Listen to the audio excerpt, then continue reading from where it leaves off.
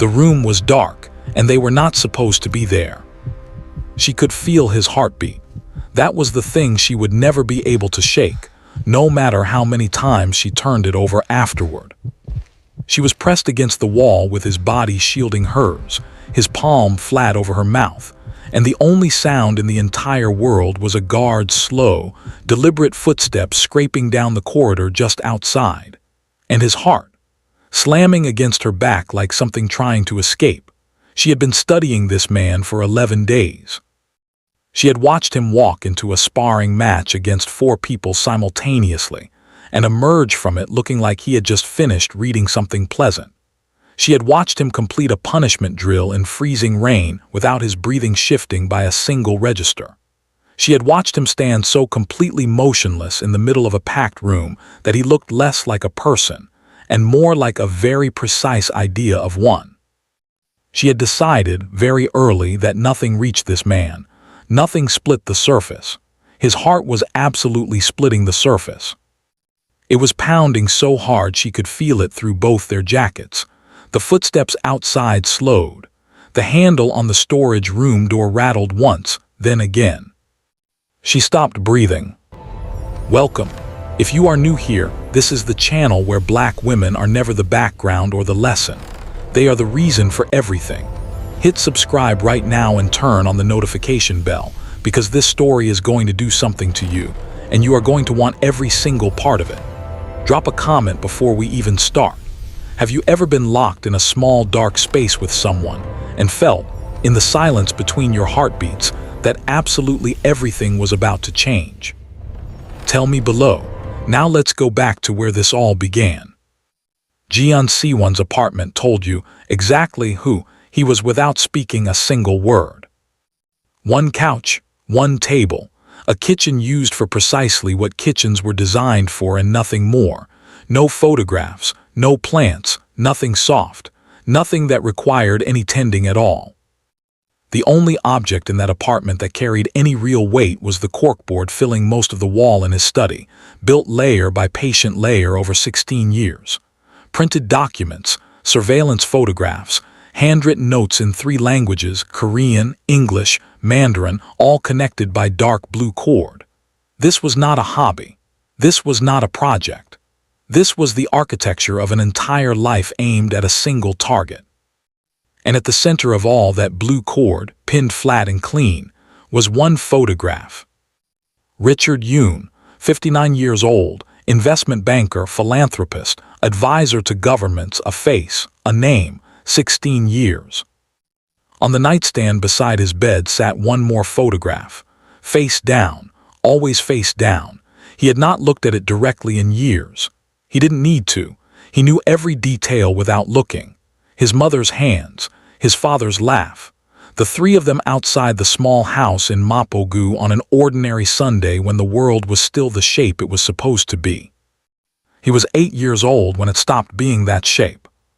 His phone rang. He checked the screen and answered on the second ring. Uncle Siwon. His Uncle Hansal's voice was warm the way something that has been burning for a long time is warm, slow and settled and completely without performance. You sound like you're already awake. I'm always already awake. I know, one day I am going to call and you will pick up from somewhere comfortable like an actual person. A pause, easy and unhurried. How are you? How is the program? Good, I'm close. How close? Siwon looked at the board, at Richard Yoon's photograph pinned at the center of 16 years of blue cord, 2 weeks from certification. Once I am in, I will be operating in the same circles he moves through. I will have access. Hansal was quiet for a moment, not the quiet of surprise.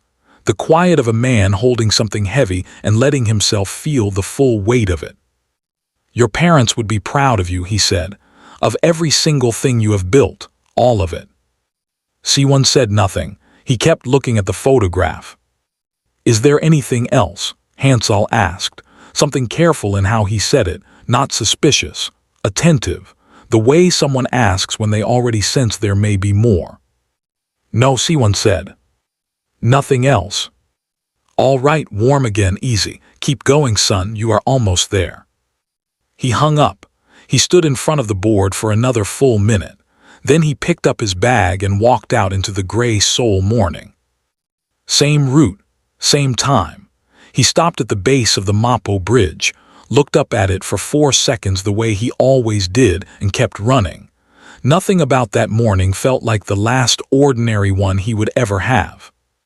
4 kilometers across the city, Imani Cole was in an argument with a canvas, and the canvas was winning. She was standing in front of a large painting in her studio, arms folded, head tilted at the specific angle of someone who has found the exact problem and is taking it as a personal insult.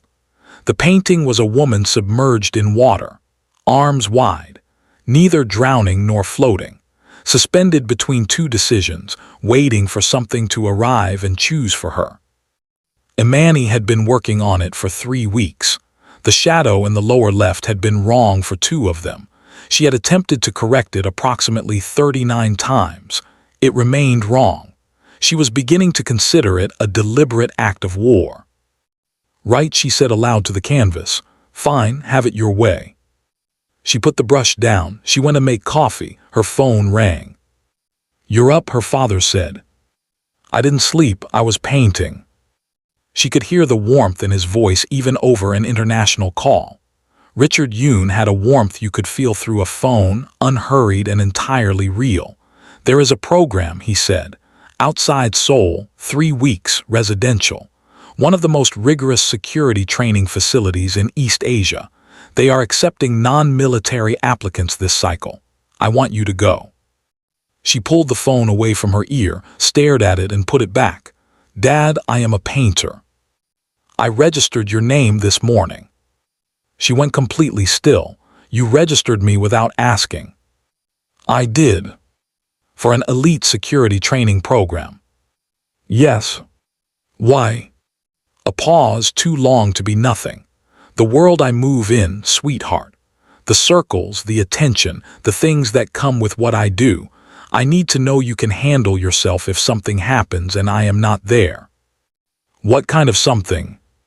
She was very still now. Something in his voice was doing a thing she could not quite name. Dad, what aren't you telling me? Nothing you need to think about right now. That is not reassuring. It wasn't meant to be reassuring. It was meant to get you registered. A beat, then softer, 3 weeks. Just do this one thing for me. She opened her mouth to argue, and then she heard it. The thing underneath his voice. Careful, deliberate. The precision she had noticed in a handful of moments across her whole life and never looked at directly. It stopped her words before they could form. She had always kept 2 things about her father separate. The warmth, which was completely real, and something underneath the warmth, which was also real, and which she had never needed to examine until this exact moment. 3 weeks, she said. Thank you. He ended the call before she could change her mind. She stood in her kitchen for a long moment looking at her phone. She thought about the careful pause before his answer, the deflection, the fact that he had registered her before calling, which meant the decision had already been made before the conversation started. Her father was a man who thought several steps ahead. He always had been. She had always found that quality comforting. Right now, standing in her kitchen at 6:45 in the morning, it felt like something different entirely. She went back to the painting. She stood in front of the woman suspended in the water, arms wide, and did not pick up the brush. The facility was 50 minutes outside Seoul by car, and it was completely serious about every centimeter of itself. Long corridors, high ceilings, the smell of floor wax and absolute purpose. People who moved through the space with the efficiency of those who had nothing left to prove and had known it for years. And then the main door opened, and Imani walked in. She had cadmium yellow on her left wrist, a thin, clean line she hadn't noticed until she was already inside, and a bag that made zero effort to conceal the 2 sketchbooks sitting open-faced across the top of her gear. She walked into that room the way she had walked into every room where she had ever been the only one of something, like she had every right to every inch of the air in it, because she had learned a long time ago that the moment you acted like you were borrowing space, people treated it like fact. There were 18 officers in that room when she arrived. Every single one of them turned to look. She set her bag down in the second row, straightened up, and looked around the room with the easy patience of a woman who was in absolutely no rush. The instructor's voice cut through the room. Before drills, before assessment, before anything, he explained the floor rules, numbers only. Each trainee had a number stitched onto their kit assigned at registration in order of arrival. On this floor, that number was how you were addressed and how you addressed others. No names, no external ranks, level ground for everyone. Understood. One had registered first. That was Siwon. Of course it was. He was the kind of man who arrived before the building opened and used the time waiting to quietly review things he already knew. He was standing on the far side of the room, 6'1", built like someone had designed him for a single purpose, a face that was honestly unreasonable in how it arranged itself. And he had already assessed every person in the room and filed them all somewhere useful before Imani had finished setting her bag down. When he looked at her, the assessment took 4 seconds, clean and professional. Then he returned to his notes. 19 had registered last. That was Imani. Of course it was. She had been leaving a voice message in the car park and jogged through the entrance with her bag not fully zipped and paint on her wrist, and absolutely no apology for any of it. The instructor looked at his list and placed 1 and 19 together. The most controlled person in the room paired with the last person through the door. The irony would not be lost on anyone with eyes. She heard her number called alongside his and looked across the room at the man who had not been staring at her since she arrived, because he had already looked, evaluated, and returned to work. She thought, that is going to be a problem. Then she thought, interesting. He crossed to her and extended his hand. She took it. Try to keep up, he said. His English was precise and entirely unhurried. She raised one eyebrow. Try to be less obvious. He blinked, once, slowly, like a man deciding whether that had actually just happened. She smiled pleasantly at the back of his head as he walked away. By the end of the first afternoon, the shape of things was completely clear to her. Everyone in that room had been doing this their entire adult lives. The defensive block the instructor demonstrated was acquired by every officer by the third attempt. She was on attempt 15, getting it wrong in the same place every time. A fraction off in her right elbow that she could feel but couldn't fix, and she was absolutely not going to ask for help. Then one was behind her. He stepped around her, reached forward without a word, and adjusted her right elbow with 2 fingers. One correction, precise. He was already walking back across the room before she had fully registered that he had moved. She attempted the block. It landed perfectly, completely right. She spun to say something.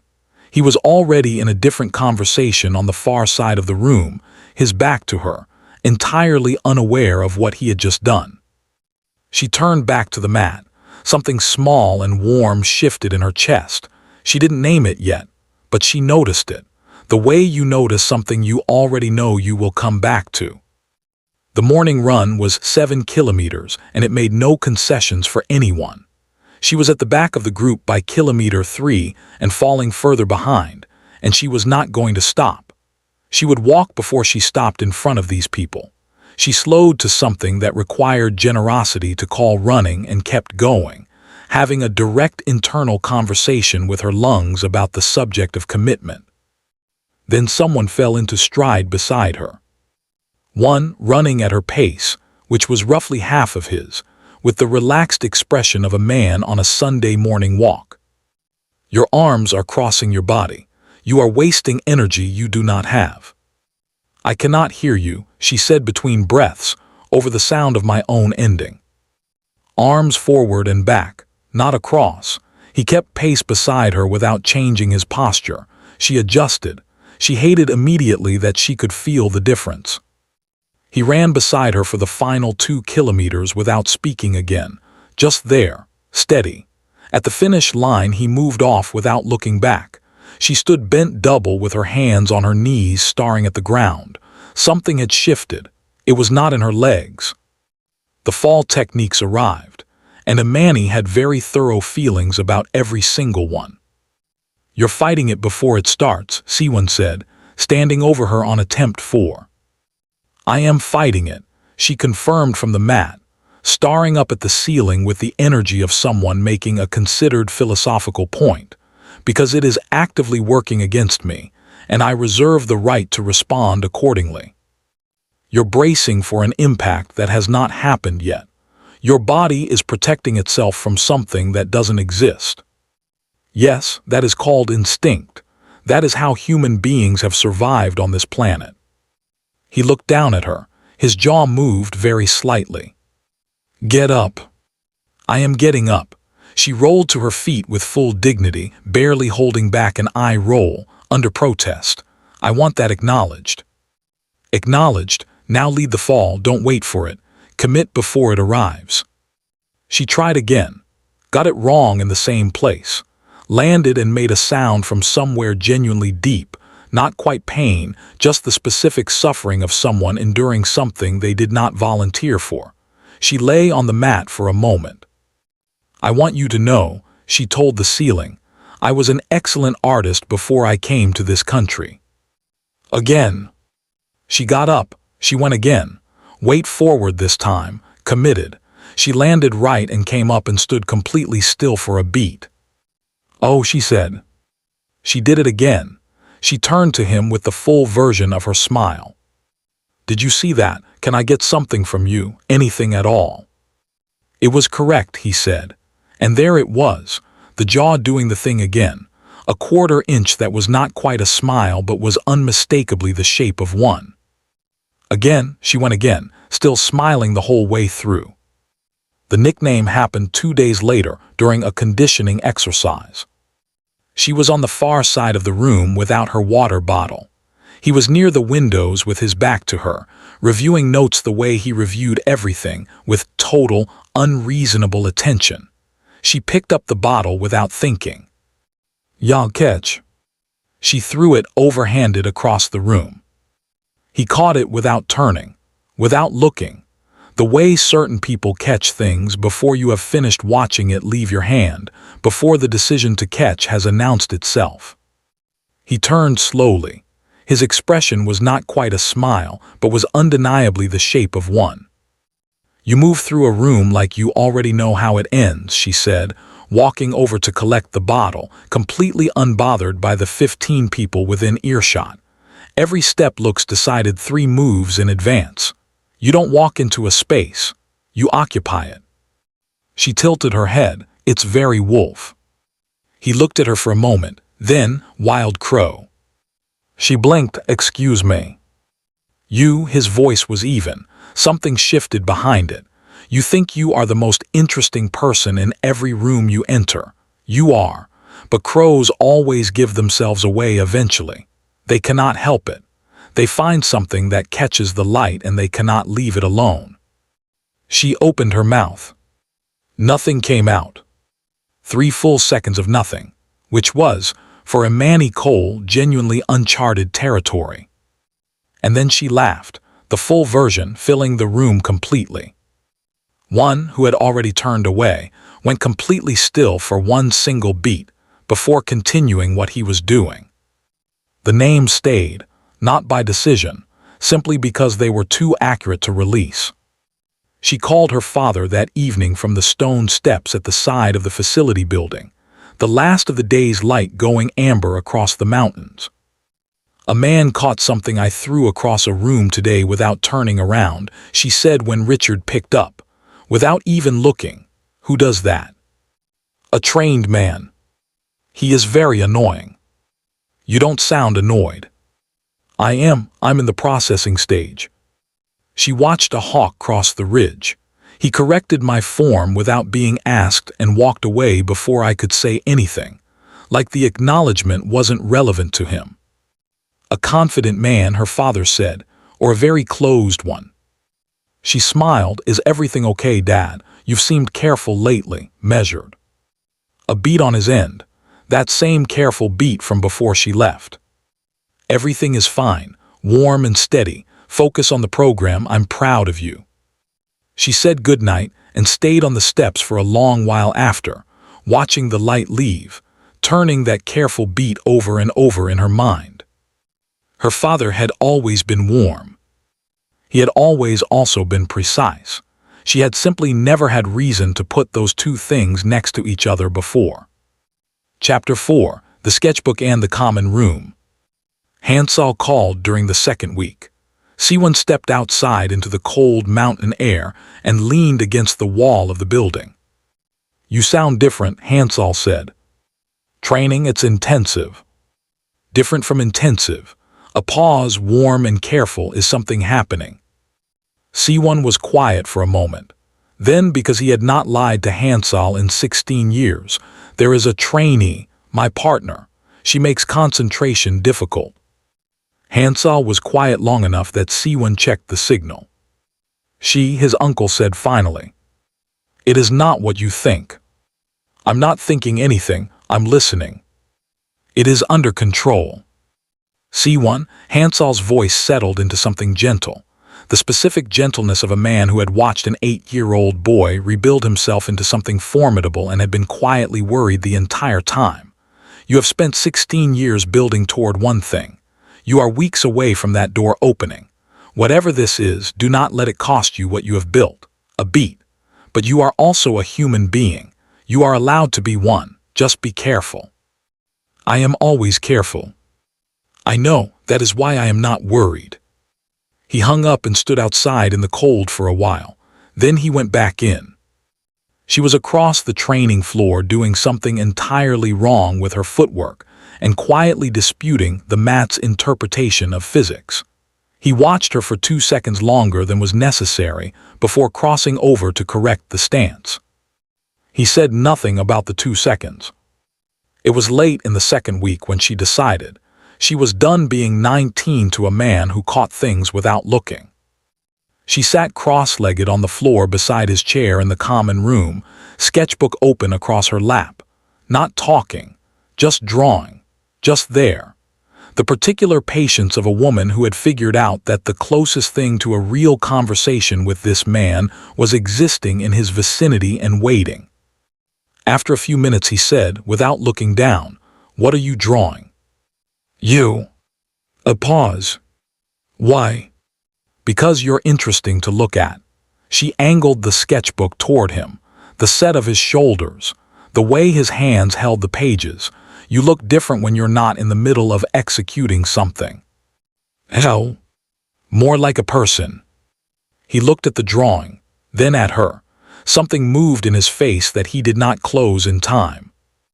"What is your actual name?" she asked, not the number. He looked back at his notes. She thought he wasn't going to answer. Then Siwon. She said it quietly, decided it fit. "I'm Imani." A beat. She looked up at him, warm and unhurried. "People who actually matter call me Manny. Does that include you?" He met her gaze. "Do you have a nickname?" "No." She looked at him for a moment. "You do now, Wolf," she said pleasantly and turned back to her drawing. He looked at the side of her face. Then he went back to his notes. He did not call her Manny that evening, but he also stopped calling her 19. Chapter 5. The Storage Room. She left her sketchbook in the storage room on an afternoon when she had been disputing mat conditions with another officer and walked away without it. She knew exactly where it was. She also knew the rules. After 10 at night, rooms only, no exceptions. She lay on her bunk and stared at the ceiling. She needed to draw, not wanted, needed, the pressure behind her eyes that had nowhere else to go. She checked her bag twice. The sketchbook was definitely in that storage room. She sat up. She picked up her phone and typed in Korean the way she had started doing with him without deciding to. Ko sketchbook enus, ko chungkwe enus, ko duho enus, ko wennende enus, ko honda enus, ko guthi enus, ko chom enus, ko musaweo enus. ko gachi anus, ko gadu anus, ko su anus, ko isayo anus. I left my sketchbook in the storage room and I'm a little nervous to go alone. Can you come with me? She added a small crow emoji at the end and sent it before she could think better of it. In his room, his phone lit up. He read it. He stared at the ceiling. He typed, ko chade anus, ko en anus, ko dwapni da anus, ko gyudang anus, ko wibani yo anus, ko chunwaki anus, ko net yanoseo anus. Absolutely not. This is against the rules. Put the phone down. He picked the phone back up. Deleted it. Typed ko ihanenus, ko wendanhienus, ko muchaimhenenus, ko hengdongihoenus, ko denenus, ko henenus, ko punpunitenenus, ko gainus, ko pumyanghienus, ko hedukoenus, ko sipsipnidaenus. This is completely irresponsible, and I want it clearly on record that I am doing this once and never again. He put the phone down, stared at the ceiling for 22 seconds. Then he got up and put his shoes on. He knocked once on her door. It opened immediately. She was already in her jacket. He looked at her with the expression of a man who was deeply, specifically disappointed in himself. Once, he said. Once, she agreed, already moving quietly down the hall. The storage room was at the far end of the east corridor, dark and packed tight, equipment stacked floor to ceiling on metal shelving. He eased the door open slowly. She slipped in. He followed. The door clicked shut behind them. He placed one hand lightly on her shoulder to guide her through the dark. She moved toward the back shelves. Her fingers found the sketchbook, found the tin of charcoal. And then they both heard it at the exact same instant. Footsteps. From the corridor outside, unhurried, getting closer. They went completely still in the same moment, not by agreement, by the same instinct arriving at the same time. Siwon moved without thinking, one arm coming around her from behind, pulling her back against him into the narrow gap between the equipment rack and the wall, her back against his chest, both of them facing the door. She did not move. The footsteps reached the door, the handle rattled. His hand came up and covered her mouth, palm flat, warm and steady. The door swung open. A flashlight swept the room in slow, careful arcs. She watched the beam pass through the gap between shelves. It moved 2 feet from where they were standing and kept going. The guard muttered something in Korean to himself, pulled the door shut. The footsteps moved away down the corridor. Then silence. Her back was against his chest. His hand was still over her mouth, and she could feel with absolute clarity through every layer of fabric between them his heartbeat. Pounding, fast and completely out of control. For a man whose entire identity was built on being in control. She had watched him absorb sparring contact that would have buckled anyone else and come through it unchanged. She had watched him complete a punishing run in the rain like it was a minor item on a schedule. She had decided very early that nothing cracked this man. His heart was absolutely cracked. She stood still with that knowledge and thought, oh. He lowered his hand slowly, stepped back. She let out one careful breath. She opened her mouth, warm, at full Imani volume, the entirely reasonable question forming on her tongue. She forgot completely that the guard was probably still within earshot. He spun to face her. His hand came back, this time pulling her toward him and turning her around, chest to chest now, both of them facing each other in the dark, his face coming down toward hers. He might still be close, he breathed. She could feel his pulse, the same heart she had felt hammering through his chest moments ago, still not steady. It was, she thought, the most honest thing about him. She did not move. His face was inches from hers, and his hand had not left her arm, and the dark in that room had its own weight. The only sound was the distant, fatting creak of the guard's footsteps disappearing down the far corridor. Then silence, real silence. When the footsteps were completely gone, he stepped back, not quickly, deliberately, the way a man moves when he is being careful about the sequence in which he does things. She let the quiet hold for 3 seconds. Then, in her smallest voice, "He's definitely gone." "I know." His voice was low and very even. "You can breathe." "I am breathing." "You are barely breathing." A pause. Something moved in the dark. She thought it might have been the beginning of a sound he had already decided against making. She found her charcoal tin by feel and tucked it into her jacket.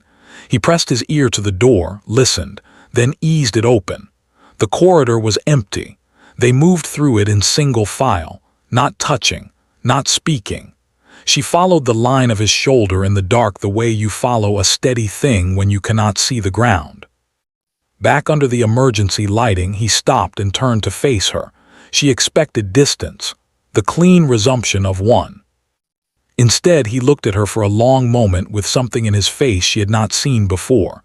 Not guarded, not assessed, something closer to unprepared. "This does not happen again," he said. "Okay. I mean it. I know you do." He held her gaze. She held his right back, steady and warm and without a single apology in it. He walked back to his room. She stood in the corridor in the quiet, her sketchbook against her chest, and felt the pressure behind her ribs that had nothing to do with the run that morning. She went back to her room, sat on the edge of her bunk, and opened the sketchbook to a fresh page. She drew his hands, the way they had looked pressing against the door in the dark, wide and sure and careful. She drew the line of his jaw, the fraction of something that was almost a smile and never quite completed itself. She sat with the drawing for a long time. Then she closed the book and lay back and stared at the ceiling. Her father's careful pause, Siwon's pounding heart, the woman in her painting, arms wide, suspended, waiting for something to decide which way she would go. She closed her eyes. She thought, "I need to know who Jeon Siwon actually is." The thought arrived plainly and without ceremony, the way the real ones always do. She did not act on it that night, but she did not let it go either. Siwon lay on his bunk in the dark and did what he always did in the hours when sleep would not come. He went through all of it, 16 years of blue cord, every name, every document, every thread of evidence connecting to Richard Yoon. The incident that was not an incident. The fire that erased a family in one night and left an 8-year-old boy alone in a hospital corridor in Mapogu to build himself, over time, into someone capable of walking into the right room and making it count. 2 weeks from certification. 2 weeks and he would be moving inside the circles where Richard Yoon operated. He would have access. He would be close enough. 16 years. Not one deviation. He thought about the way she had said his name in the common room, Siwon, just once, quietly, like she was checking whether it fit. The fact that it had obviously fit immediately did not help. He thought about her pulse staying completely, even in the storage room, while his had done something embarrassing and undeniable. He stared at the ceiling. Then he did something he had not done in 16 years. He asked himself a question he had no business asking. What happens after? He had never thought about after. After had always been abstract, a space beyond the only thing that mattered. After was whatever remained once he had done what every year of his life had been building toward. He had never once put a face in that space. He got up. He went to the window and looked out at the facility grounds, dark and still under the mountain sky. Richard Yoon had a daughter. He had known this since the beginning. It was in the files. A painter, based in Seoul for the past 18 months on an artist residency. No involvement in her father's business operations. Someone peripheral, someone who would never matter to any part of the plan. He had seen her name, Imani Cole. He had not thought about it again. He stood at the window for a long time. Then he went back to bed and did not sleep for the rest of the night. She did it on an afternoon when she had 40 minutes between drills and the facility's computer room was half empty. She was not entirely sure what she was looking for, just the careful pause in her father's voice, just the precision underneath the warmth, just the growing pressure of two things she had always kept separate pressing toward each other and demanding to be put in the same sentence. She typed his name, Richard Yoon. The familiar things came first. The investment portfolio, the foundation, the government advisory panels, the conference photographs, always warm, always poised, her father's warmth visible in every image. She scrolled further. She found a news article from 17 years ago, a fire investigation, a residential development in Mapogu, Seoul, 2 adults dead, 1 child hospitalized with smoke inhalation. The investigation had been closed without charges. The construction company connected to the site was listed as a minor joint venture partner of Yoon Capital, subsequently dissolved. She sat very still. She read it again. She scrolled further. She found 2 more references, buried and peripheral, connected to the same case. A formal complaint filed and then withdrawn. A journalist who had investigated it and then, as far as she could tell, simply stopped. She sat at the computer for a long time. Then she logged off. She went back to the training floor. She placed one in the corner of her awareness where he had been quietly living for days, and she thought about what a man who built himself into a precise instrument might be pointing himself at. She thought about her father's careful voice. She thought about 2 adults who died in a fire 17 years ago and a child who had been hospitalized. She thought, I need to ask him his surname. She had not asked. He had given her his first name, and she had given him hers, and they had both left it in the easy space where things you are not ready to examine live until you are. She already knew. Some part of her had already quietly assembled the shape of it and had been waiting for her to look. She went back to the mat.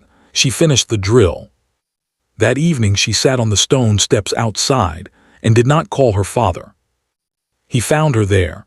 The sun was completely gone. The mountains were dark shapes against a darker sky. He sat down on the steps beside her, not touching, a foot of space between them. She did not say anything for a long time. What are you thinking about? He said finally. She looked at the dark. She thought about the careful pause. She thought about 16 years. She thought about the woman in her painting, suspended, waiting. She said, "What is your family name?" He was completely still. She turned to look at him. In the dark, his face was unreadable, but she had spent 3 weeks learning to read the things his face did not say. She read it now. "Jeon," he said. She nodded once slowly. The silence between them changed. It became a different kind of silence, the kind that opens between 2 people who are standing on opposite sides of the same door. "I found the article," she said, "the fire in Mapogu, 17 years ago." He said nothing. "Siwon." She said his name, not 19's partner, not Wolf, his name, the one he had offered quietly in the common room and she had been careful with ever since. Imani, his voice was low, something in it she had not heard before. "Tell me what you believe my father did." He looked at her for a long time. "I don't believe," he said, "I know." She let that sit. She did not flinch from it. She did not rush away from it. She sat with it the way she had sat in front of paintings that were telling her something she did not want to hear yet. Then she said, "Tell me everything." He told her. She listened. She did not interrupt. She watched his face as he spoke, the careful assembly of each word, the precision of a man who had rehearsed none of this because he had never imagined having this conversation with anyone. 16 years of blue cord, his mother's hands, his father's laugh, an 8-year-old boy in a hospital corridor in Mapogu on a Saturday night. Her father's name at the center of all of it. When he finished, she was quiet for a long time. "I need you to know," she said finally, "that I will not protect him if what you are saying is true." He looked at her. She met his gaze, steady, undecorated. "I love my father," she said. "I have loved him my entire life. But the warmth and what is underneath the warmth are 2 different things. And I am sitting here right now because part of me already knew I needed to find out what was underneath. So, she held his gaze without flinching. If what you're telling me is true, I will not stand in the way of it. He was looking at her like she was something he had not prepared himself for. She wasn't finished. But if you are wrong, she said, if even one piece of this is wrong, I need to know that you will say so. Can you do that? He held her gaze for a long moment. Yes. She nodded. They sat on the stone steps in the dark for a while longer, not touching, the same foot of space between them, but it was a different space now. It was no longer the space of two people keeping distance. It was the space of two people who had agreed to walk toward something together and were allowing each other one careful breath before they did. She said quietly, I'm scared. He said, so am I. She looked at him. You don't get scared, she said. His jaw did the thing. That quarter inch that was not quite a smile, but was unmistakably the shape of one. I had a moment in a storage room recently that suggested otherwise. She laughed. The full version, quiet this time, contained to just the two of them sitting on stone steps in the dark at the edge of everything. When they went back inside, they walked side by side. And that is where we leave them tonight, on the edge of a truth that is going to cost someone everything. Because that is the thing about discovering that the person you are falling for has spent 16 years building himself into a weapon aimed at your father. It does not stop the falling. It just makes the ground much harder to see. Come back for part 2, because I promise you it only goes deeper from here. If this story did something to you, hit the like button right now and leave a comment. Are you on Imani's side, Siwon's? Do you think Richard Yoon is guilty?